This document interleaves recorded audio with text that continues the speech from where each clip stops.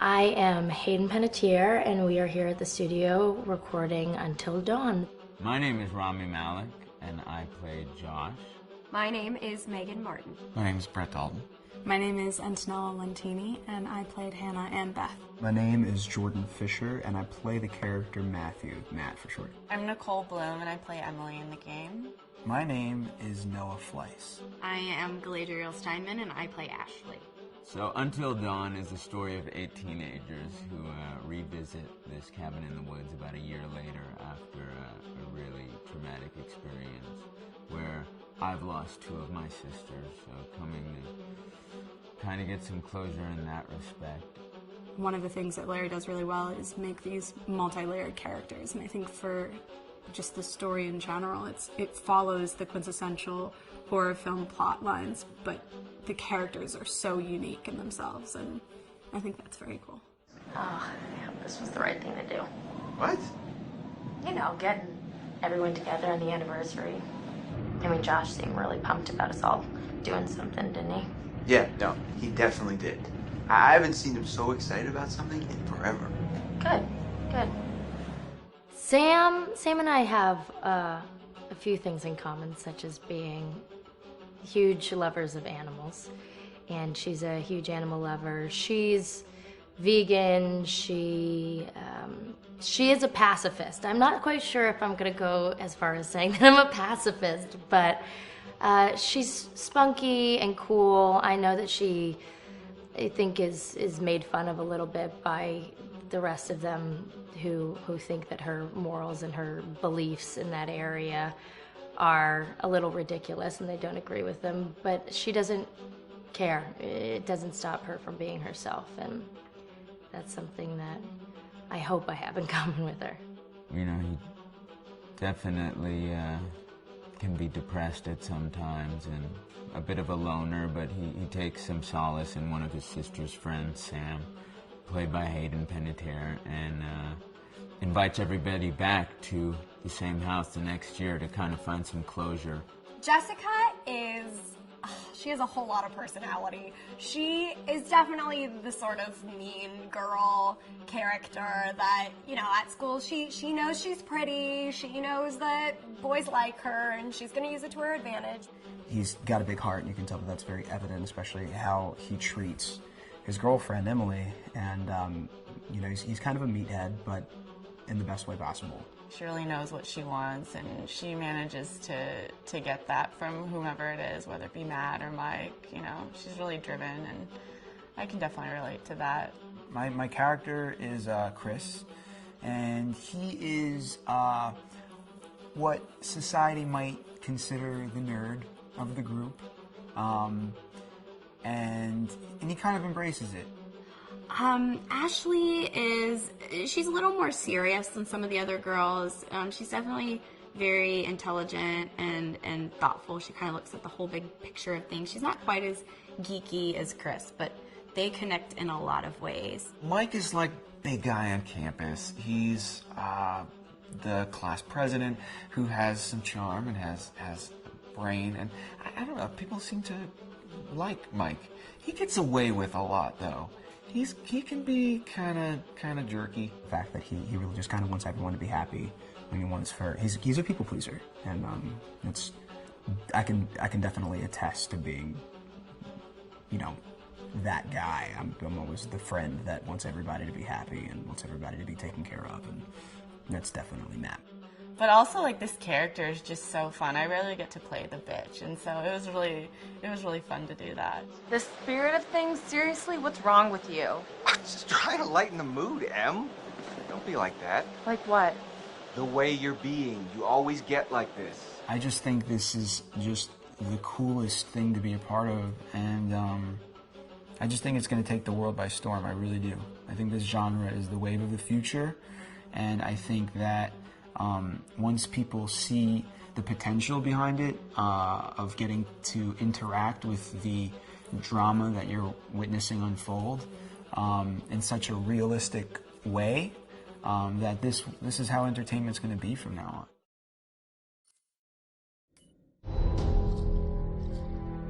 Hi, this is Lee Robinson, production designer on Until Dawn. The production design for Until Dawn started with the great teen horror script that sets the characters in a Canadian winter mountain lodge, being a contemporary setting with visual clues derived from classic films of that genre, such as Hitchcock's Psycho and Stanley Kubrick's Shining.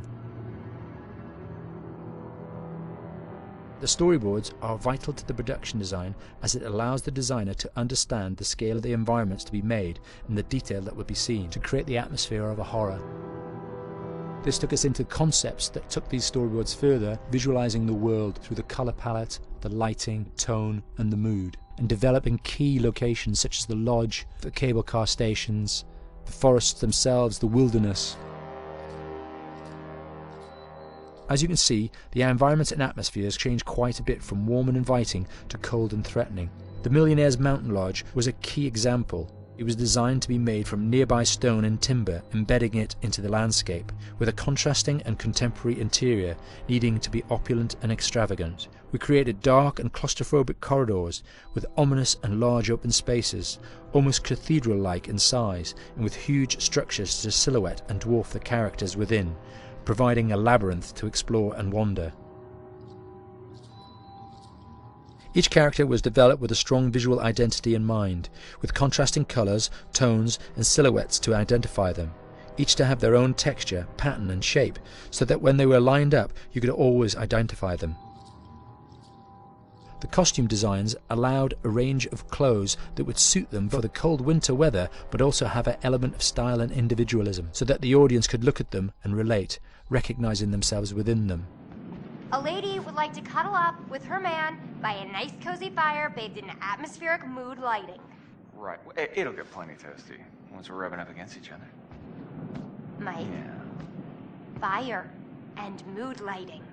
Yes. Working with the lighting artists, we really brought the look and feel of the world together, and this required a thorough understanding of the visual language of teen horror.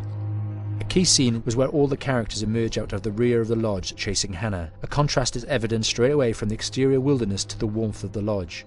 The attention to character lighting here is through the bounce and rim lighting, accented colours and composition, creating characters that come from the dark into the light and back again with an emotional effect. Guys, there's someone outside. What the hell? Hannah! What's going on? Where's my sister going? It's fine. She just can't take a joke. It was just a prank, Han.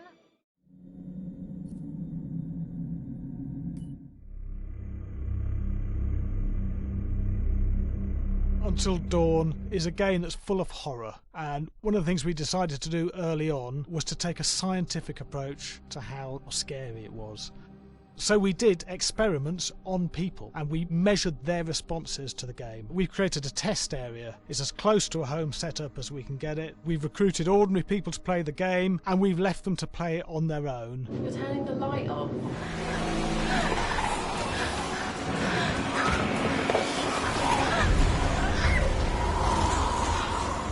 The only difference is it's rigged with cameras and microphones that relay the data through to the next room where people are watching them play. Bracelet here we use for biometric testing. It measures the player's emotional response. It's called a galvanic response sensor. It makes contact with the user's skin and it measures the electrical conductivity across their skin. It's the same principle as an old-fashioned lie detector. When you're stressed, you sweat a little, very sensitive. It picks up tiny changes if the player's feeling anxious or scared. That data's fed back to a testing team. It comes through as a graph. I'm so sorry.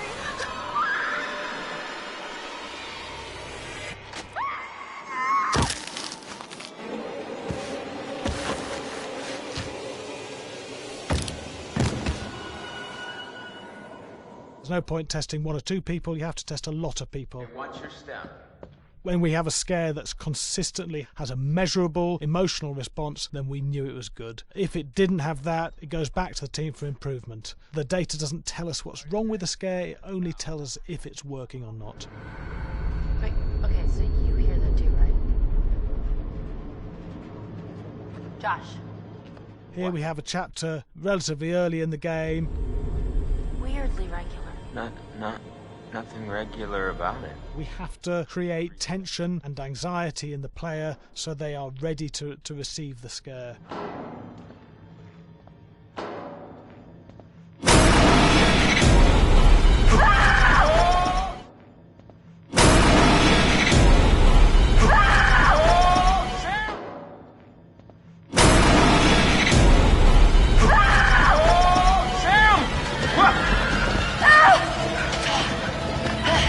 Give the player time to recover, to cool down, to calm down, and then start building the tension again before we do the next scare. Hey. What? Hey. What the hell?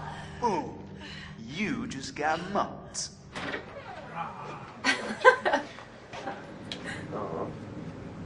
Yeah, I have such an adrenaline high from that game. There's two things we found. One is we could look at the scares, analyse if our expected scares were working effectively. Were people shrieking and covering their hands, or were they getting an emotional response from it? And being scientific about it means that we strip out people's opinions about whether things are working or not. We've got data, and we look at the data. If it's working, we're happy with it. Really scary. Bit scared and wanting to get away. I actually maybe a bit scared to play it on my own, but in a room with the lights on, yeah, with some other people as well, yeah, maybe. But because I'm a scaredy cat, I would play with someone in the room. And the lights on. It was one of the scariest games I've played in a long while.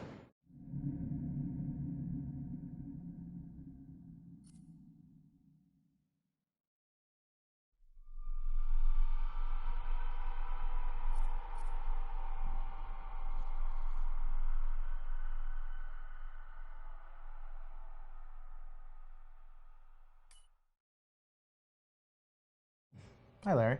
Hey, Graham. Hi, my name is Graham Resnick. I'm a filmmaker, writer, director, sound designer, and I started working with Larry Fessenden about 10, 15 years ago through my friend Ty West, who I grew up with, and have done a lot of sound design with on his films. And he was producing Ty's films at the time, and Ty introduced me to Larry. Larry produced my first feature, and we've written together on several projects. My name is Larry Fessenden. I'm a filmmaker. I run Glass Eye Pix, which is an independent production company out of New York. We make indie movies, a lot of scary movies as well. And I got a call to audition to write this video game. And I called my pal Graham Resnick because Graham's a gamer. And while I thought I could offer something to the idea of writing this multi-branching story, I knew that I would want Graham's expertise as a lover of gameplay, since I guess games were started. So and just as a lover. And as a lover, yes. Just why there's so many sex jokes in the game. There was one Italian website that did say the Larry Fessenden right. and Graham Resnick, the two lovers behind Until Dawn. Come here.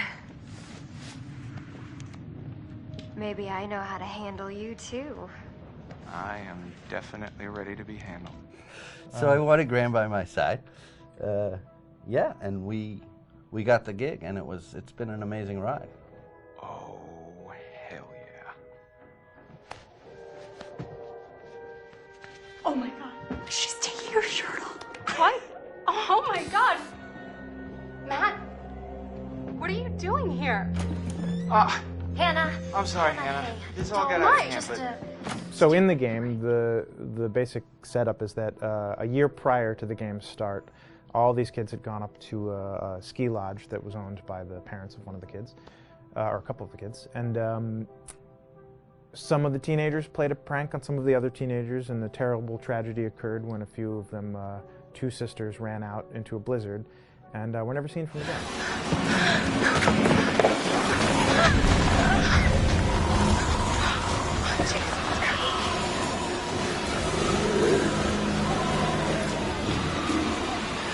So now, a year later, this is kind of torn apart, this group of friends. They've gone through some trials and tribulations in the past year. The brother of the two girls has had a lot of psychological issues, and to kind of help him cope and help them all get over it, they all returned to the lodge a year later, back up on the mountain. And the idea is to get over it, but... the healing does not begin. Yeah, and these kids are all trying to find themselves. They've been through a trauma, but in general, they're just teenagers trying to figure out who they are. So they're all kind of falling into the patterns, the stereotypes, the characters they see on TV and in the movies. I think we were very interested in taking genre tropes and kind of making them sort of refresh them.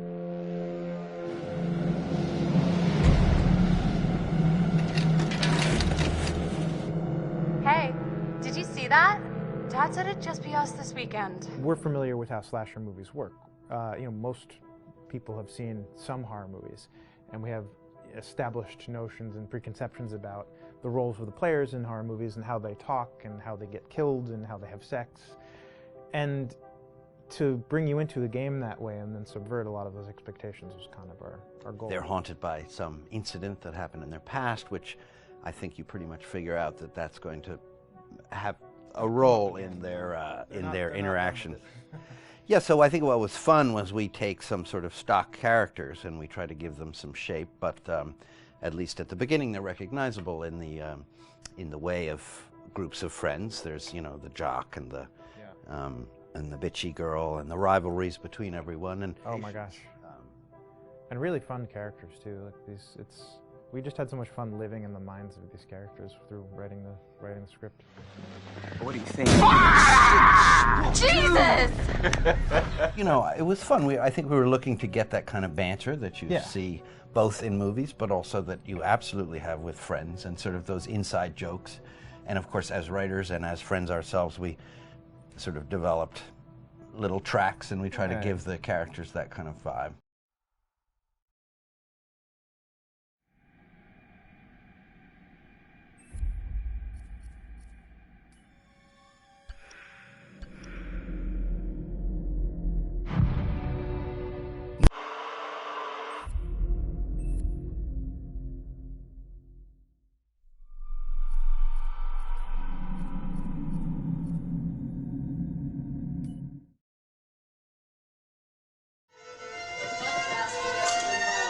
Yeah, fast and violent.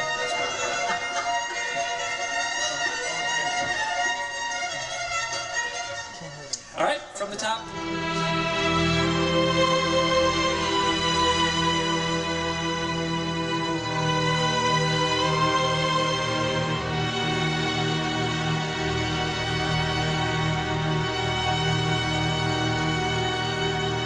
My name is Jason Graves, and I'm the composer for Until Dawn.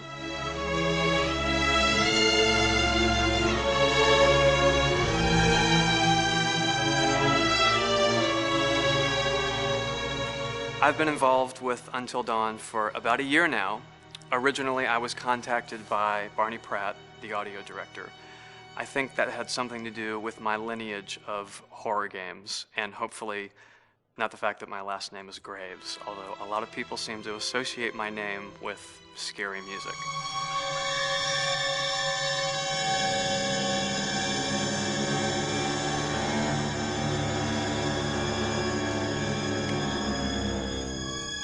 One of the things that was really exciting about working with Barney and the team at Supermassive is they really wanted something unique for the music. They wanted the music to stand out and be a character on its own in the game.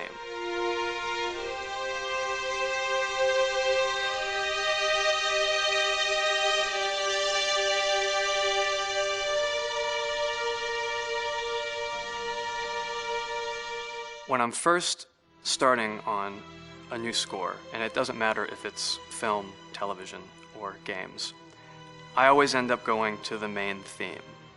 Sometimes the developer or producer isn't even necessarily interested in the main theme at the beginning. I just want to do it for myself, because for me, the main theme is the identity of the game.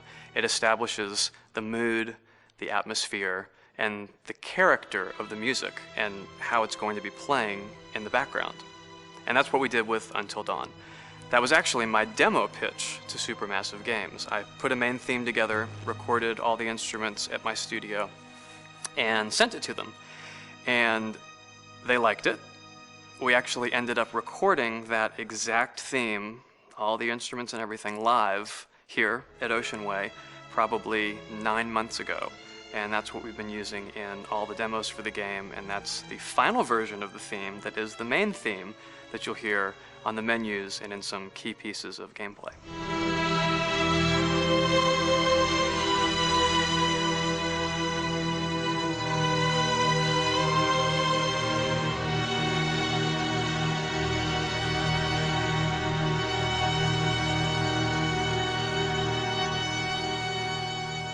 I seem to have made a name for myself in horror. And there's something about scary music, I think it's maybe the lack of rules.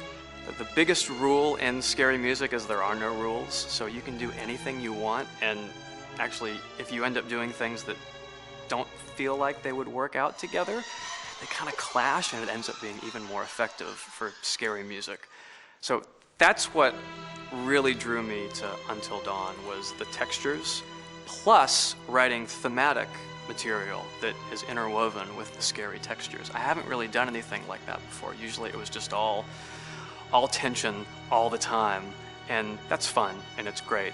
But I'm actually at heart a very melodic composer. That's the kind of music I love listening to, and that's the kind of music I love writing. That's the kind of music I got to work on in Until Dawn. Very nice. Same thing.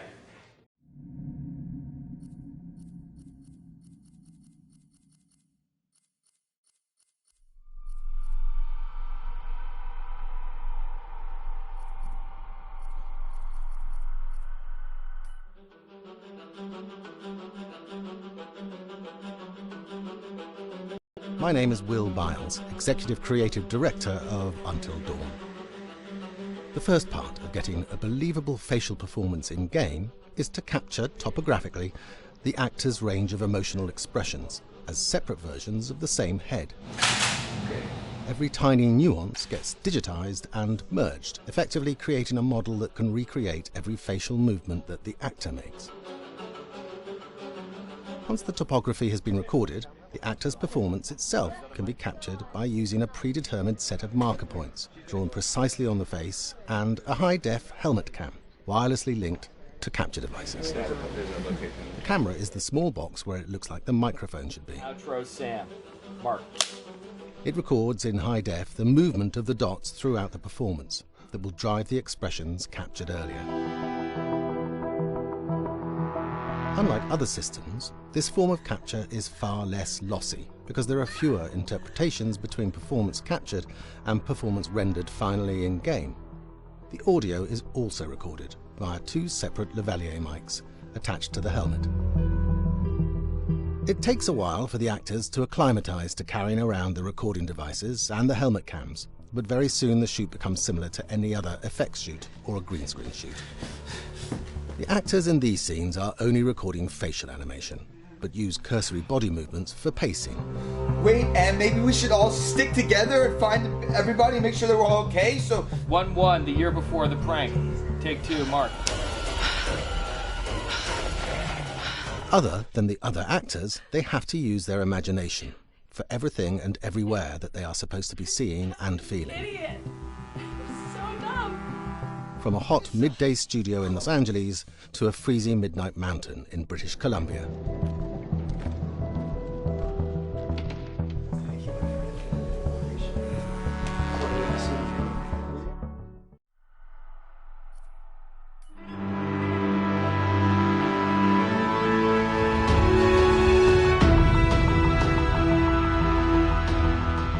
Until Dawn has a dynamic, ever-changing story, the facial performances and the body performances are recorded separately, with different systems.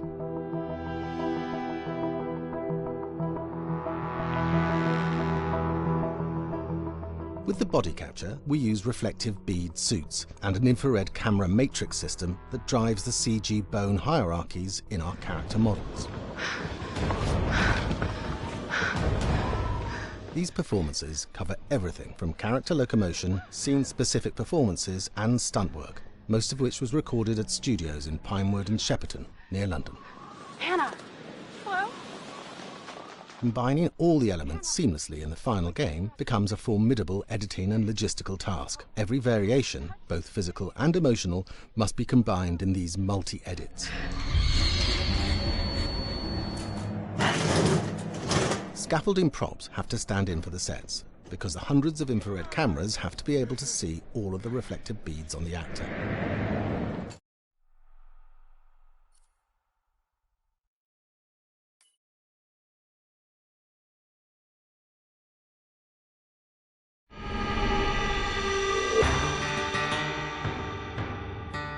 America's North Woods border region.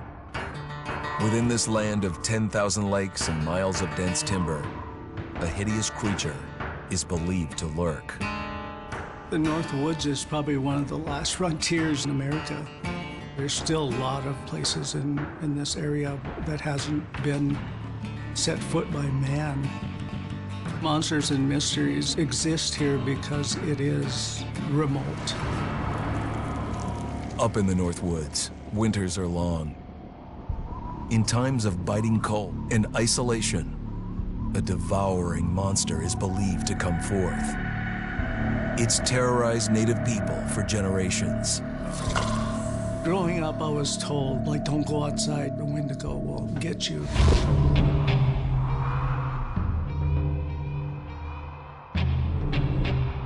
Among the traditions of the northern Algonquin tribes is the Wendigo, a monster that can seize hold of a person to carry out its hunger for human flesh.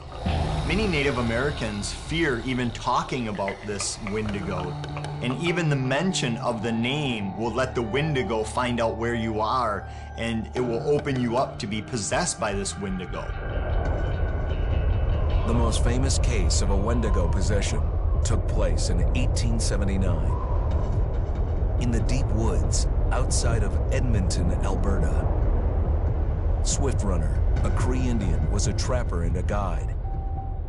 He had left town the previous autumn with his wife, 6 children, and his mother. But when Swift Runner returned in spring, he was alone.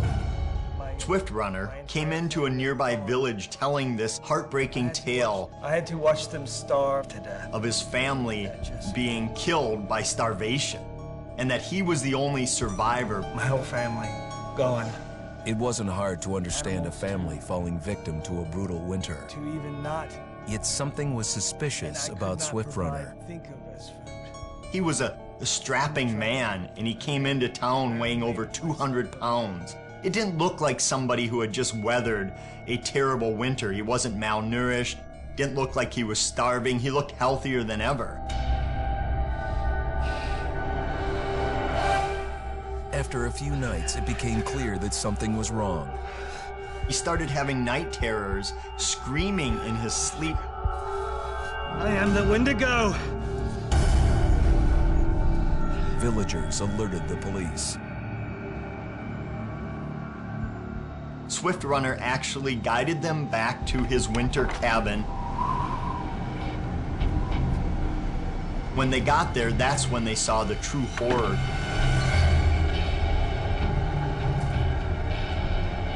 Human skulls were scattered around, many bones, some of which had been snapped in half, and the marrow inside had been drained.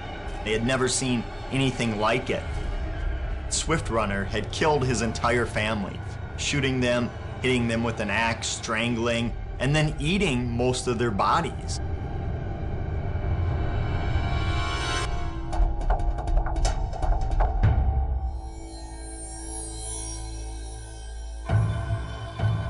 Right up until the moment the noose was on his neck, Swift Runner swore the evil spirit of the Wendigo had possessed him and twisted him into a cannibal killer.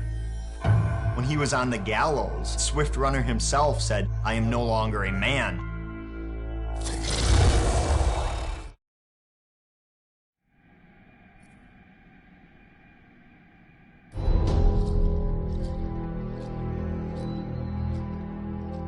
Just move over there. Go on, move.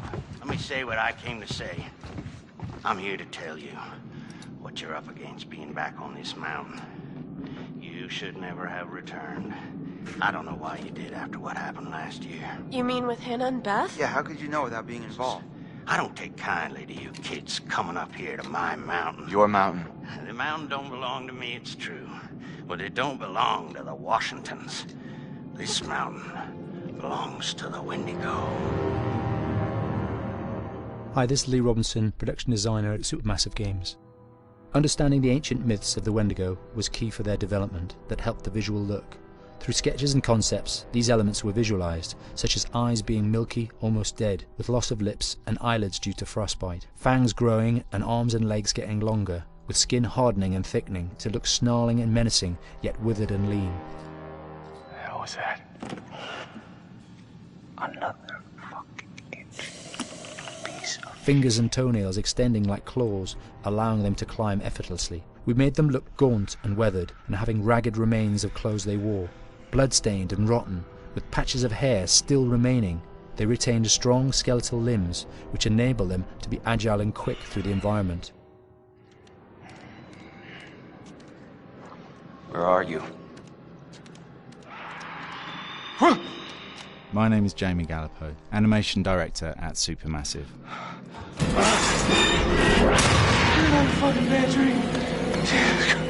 The overall direction on the creature was to be very strong, to be extremely fast. We wanted a spider-like movement to the creature. 1 minute scampering to leaping and then crawling, almost instantaneous. And finally, we wanted the creature to have this real, uncontrollable thirst for flesh. From a sound design perspective, the Wendigo is a real challenge. For the main vocalisations of the Wendigo, we used our own vocalisations, various different animals from the exotic to the farmyard, various plugins and processes to gel these sounds together and keep a human resonance behind that voice, telling the backstory of the Wendigo.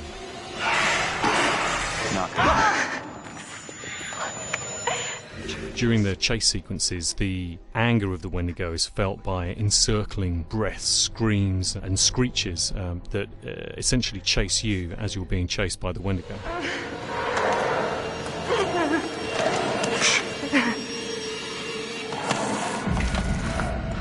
We would layer them up in a multitude of layers, sometimes 15, 20 sounds playing at the same time, to build up the vocalisations for this fearsome creature which is always in attack mode, hyperactive and chasing you throughout the game.